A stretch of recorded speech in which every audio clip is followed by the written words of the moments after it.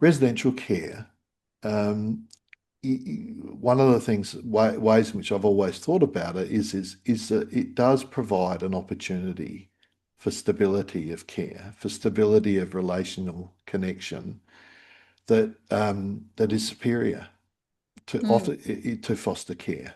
And that's one of those things that people would be like, don't say that, you can't say that. No, no, no. Residential care, bad. Option mm, of last resort. yeah. Option of last resort. Why would you want to send any child to residential care? You only send those who cannot be placed elsewhere to residential care.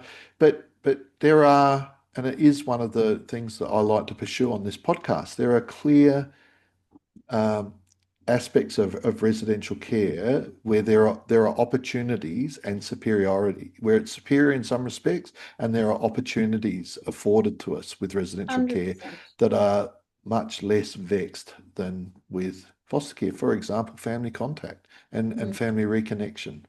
I think much easier with residential care. There's lots that's easier in residential care, I think. And I just don't think the research bears out that residential care is as bad as what everyone makes it out to be. In Australia, we actually have Mm, one of the lowest levels of residential care use in the world. I think we're at about 5%, mm, 5 to 6%, whereas over in Israel, it's at 95% residential mm. care. Like oh, look, I've done a little thumbs up. Um, What was that? uh, it's the way of doing out of home Yes. care, right? Yeah. And all in between UK and USA about 13%, give or Mm, take.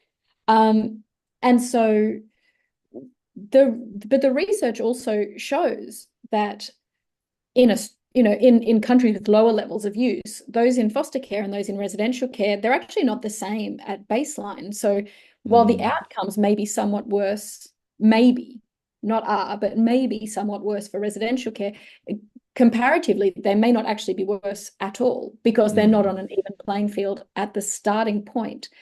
But the research doesn't necessarily suggest that residential care outcomes are worse because the leaving care research very, very rarely differentiates the groups of care leavers. So you mm, can very rarely find outcome measures striated for residential care, for foster care, for kinship care. So it's very, very hard to actually mm, identify whether the outcomes are any worse at any rate.